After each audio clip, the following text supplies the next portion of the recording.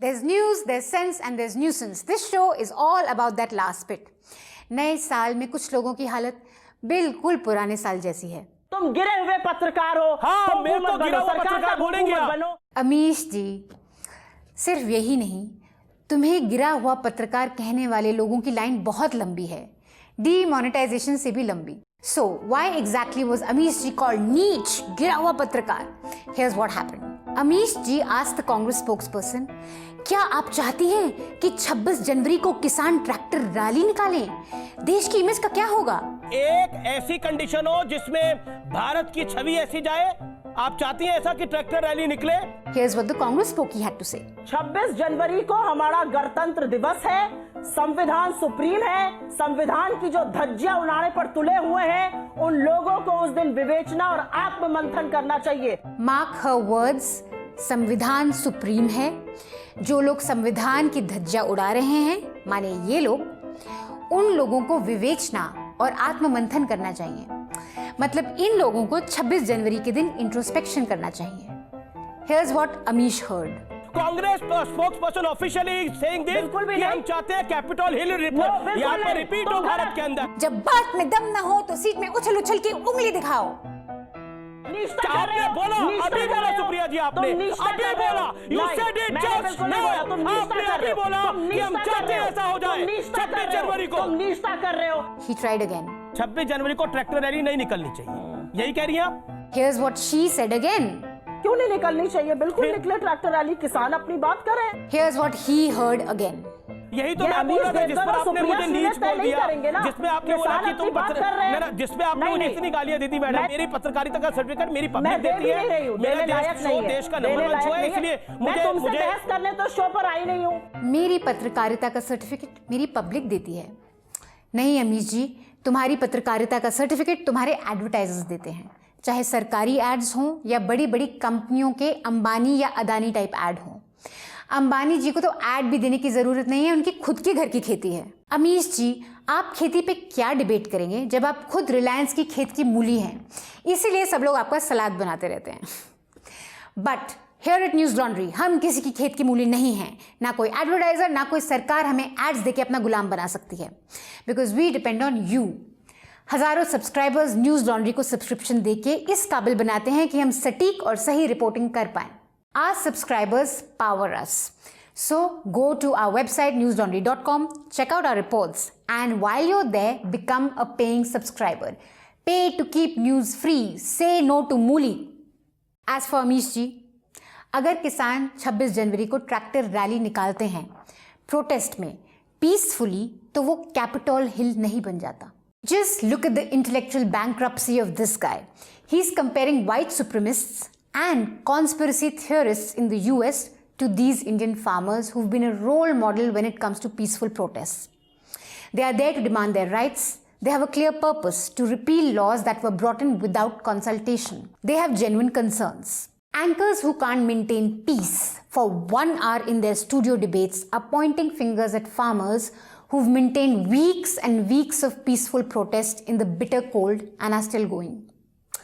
Khalistani card fail हो गया तो अब किसान को व्हाइट सुप्रीमिस्ट बना दो। ऐसी हरकत करोगे अमीश जी तो कैसे कोई आपको दो शब्द ना बोले। This brings us to the main point of our show. आज के न्यूसेंस में हम 2 टाइप के प्रोपेगेंडा टूल्स की बात करेंगे। Propaganda tool number 1, manufacturing contempt. You see, farmer protests have been going on for more than 4 months now. Yes, they were happening in Punjab way before we all came to know about it. जब बात दिल्ली पहुंच गई तब सरकार को लगा अब थोड़ा मैनेज करना पड़ेगा। Enter friendly news channels or what some people like to call Godi media. These guys have tried everything to manufacture contempt or hate against farmers in popular perception. They have called farmers Khalistanis, called them illiterate. ये तो भूले भटके लोग हैं, भ्रमित लोग हैं, and then also said कि ये तो farmers ही नहीं है, ये तो middleman है. But the best way to manufacture contempt is to get someone loathsome on board and make it seem like that one person represents all the farmers. Enter ML Sharma. किसानों के वकील ML Sharma ने supreme court के फैसले पर खुशी जताई है। किसानों के वकील ML Sharma? Let's get some context first. Farmers' unions have 4 main lawyers: Dushyant Dave, Colin Gonsalves, H.S. Fulka, and Prashant Bhushan. On Tuesday, the Supreme Court was supposed to give an order after hearing multiple petitions against the validity of the farm laws and against farmers' protests. Farmers' lawyers were not present in this hearing because farmers had earlier said they simply want a repeal of the law and they don't want to be part of any court-appointed committee. They also felt that since the court will just pass an order, their lawyers need not be there. Meanwhile, ML Sharma just randomly decided to be present in the hearing, and he presented a petition to which the Supreme Court said, "We are not able to understand your petition. We will hear you later." Yup, the Supreme Court didn't even entertain his petition. Yet, TV Newswalas presented him as किसानों का lawyer. ML Sharma, he's a lawyer in the Supreme Court. नहीं, permission शर्त नहीं, permission शर्त protest करने के लिए मानी जाएगी, लेकिन अगर उनके पास कोई अधिकार नहीं निकलता तो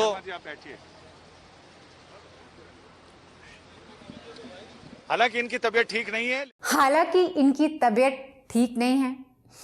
Dude, the guy just dropped in front of you. वो आदमी बेहोश हो गया है। लिहाजा हमने इनसे पूछा, ये तो कह रहे हैं कि हम पूरी तरह से संतुष्ट हैं इसे लेकर। वो संतुष्ट हैं? नहीं, आज तक वो गिर चुके हैं। Here's the thing, he is no one to be संतुष्ट in this equation. बेगानी शादी में दीवाने अब्दुल्ला से कोई नहीं पूछता कि भाई आप शादी से खुश हैं या नहीं। After almost dropping on आज तक, ML Sharma was back on Republic TV in the evening to guess what? Represent the farmers. No. Why should I move an application? We are not concerned with the committee at all. Supreme Court is also not concerned with the committee for taking a suggestion and advice from any person. The committee has been framed because the government was totally failure to have a dialogue with the farmers. Now, ML Sharma is most famous for representing the convicts in the December 16 gang rape case. And his despicable utterances at that time made him famously infamous. And the problem with our media today is that या तो वो fake खबरें दिखाते हैं या फिर बासी जोकरों को रीपैकेज करके ले आते हैं आपको एंटरटेन करने के लिए। यार, हमने इस टैलेंट को बहुत पहले ढूंढ लिया था। रात के 2 बजे बच्ची अगर सड़क के ऊपर लेटी हुई होगी, कोई भी कुत्ता आके चढ़ करेगा। रेप के सर्कमस्टेंसेस आप लोग खुद क्रिएट करते हैं। अच्छा। और फिर अगर कुछ हो जाता है किसी के द्वारा तो आप खुद बन जाते हैं मासूम, लेकिन उसके लिए आप भी उतने ही जिम्मेदार हैं। अगर आप खुद सुरक्षित रहें तो आपके साथ ऐसी दुर्घटना कभी नहीं होगी। दुर्घटना हमेशा आपके खुद की असावधानी से होता है। जब तक पुरुष एक्साइटेड नहीं होगा वो सेक्स करने के लायक ही नहीं होगा। अच्छा, लेकिन यही गुण अपोजिट रूप से स्त्री में प्रकृति ने दिया हुआ है। प्रकृति, स्त्री चाहे एक्साइटेड हो या ना हो, लेकिन उसके साथ वो सेक्स कर सकती है। जब तक आप एक्साइटेड नहीं होंगे, you are not capable for penetration at any cost. If you can't do that, how can you go for sex and how can go for rape? वाह, जो हमारे न्यूज़ एंकर्स 2021 में कर रहे हैं वो न्यूज़ लॉन्ड्री ने 2013 में ही कर दिखाया था। मतलब even before Modi was elected. Newslaundry exposing jokers since 2012। Now back to ML Sharma. He is clearly craving for attention, so he butts his head into the farm issue. Supreme Court completely ignores him, but he comes on TV channels as farmers' representative. There is a subtle messaging going on here. These BJP proxy channels are trying to tell you, look at this guy, this rape apologist, this guy who can't even handle himself, this guy who can't even speak to save his life, this guy is the representative of farmers. You look at him and say, अगर किसानों का lawyer ऐसा है तो किसान खुद कैसा होगा? हो गया manufacture contempt. If these channels really wanted you to hear the farmers' side, they would bring credible lawyers to comment on this and to have a sensible discussion. They would tell you that the farmers' unions have rejected any dialogue with the committee because they feel the centre has been arrogant with them and is not interested in listening to them. Remember what Modi said himself?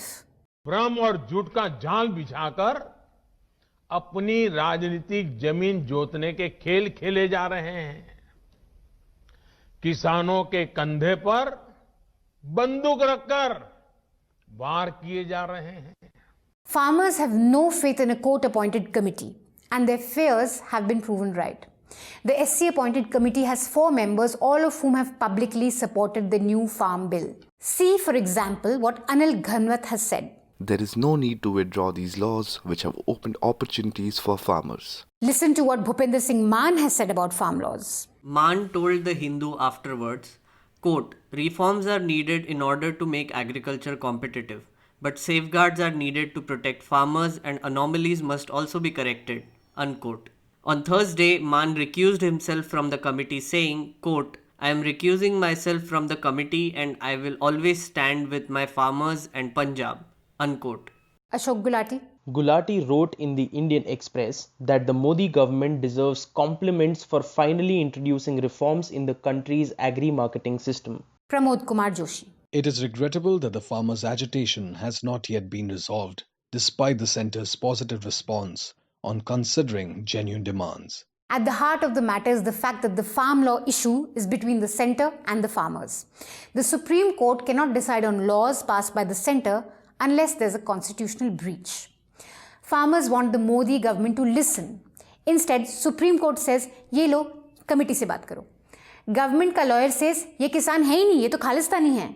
और TV news वाले कहते हैं, देखो court ने committee appoint करी है मामला हल करने के लिए, अब भी किसान क्यों बात नहीं सुन रहे हैं, क्यों कमेटी से बात नहीं करते. हाउ अनरीजनेबल, हाउ अड़ियल. इनको कोर्ट पे भरोसा ही नहीं है. आखिर इनकी इंटेंशन क्या है. हो गया मैन्युफैक्चर कंटेम्प्ट. जब सुप्रीम कोर्ट ने कृषि कानूनों के लागू होने पर रोक लगा दी है तो ये अड़े क्यों हैं? कनाडा से आए हुए किसी नेता या टुकड़े टुकड़े गैंग के किसी सदस्य को अपने बीच में ले आएंगे, मगर सुप्रीम कोर्ट को कहेंगे आपके साथ हमारा कोई लेना देना नहीं है. तो आपका मकसद क्या है? What is your intention? और एक सवाल मैं फिर पूछता हूं, खेत में काम कर रहे किसानों से नहीं, प्रदर्शन कर रहे किसानों से. कहीं ये मामला 26 जनवरी का तो नहीं है? आखिरकार जब सुप्रीम कोर्ट समाधान चाह रहा है, सुप्रीम कोर्ट कह रहा है कि हम इन कानूनों को पर रोक लगा रहे हैं, उसके बाद भी समाधान क्यों नहीं कोई चाहता? क्या है मंशा? तो ये किसान संगठन कान खोलकर मेरी एक बात जरूर सुन ले. अगर दिमाग के किसी भी कोने में कुछ ऐसा सोच रखा है, वो हम होने नहीं देंगे. और देश से बड़ा कोई होता नहीं है. There hasn't been any building up of trust. So is the communication the problem or is the intention the problem? That people who are the farmer groups or leading these farmer groups and the others who are inciting them do not want a solution to come up. Moving on to propaganda tool number 2. Manufacturing a feeling of all is well by shitting on your neighbor, which is anyway a borderline failed state. बहुत ही घिसा पिटा है, but it's really caught our attention this week. You see, a lot has happened in the country this week. The stalemate between the farmers and the Modi government continues. India is prepping for the final stages of its vaccine drive, and some serious questions are being asked about co-vaxing and how it has allegedly misled people. UP continues to jail men for love jihad. Stand-up comedian Munawar Farooqi continues to be in jail for hurting Hindu sentiments. His friend has been arrested too, although we don't know why. Then there was the WhatsApp privacy issue in the news. And of course, Pragya Thakur, elected BJP MP, once again called Godse a patriot. मतलब इतना बड़ा देश है, इतना सब कुछ हो रहा है that impacts your life. But why talk about all this when you can talk about everything that's going wrong in Pakistan? Pakistan के लोग पूरी रात जाग रहे थे और वो भी इस खौफ में कि न जाने किस वक्त क्या हो जाए. Meet TV9 Bharatvarsh. इनकी शाम की न्यूज़ हजम नहीं होती जब तक हमें ये ना बता दें कि भाई पाकिस्तान से लेकर नॉर्थ कोरिया तक क्या गड़बड़ चल रहा है. इंडिया में तो ऑफकोर्स सब चंगा सी.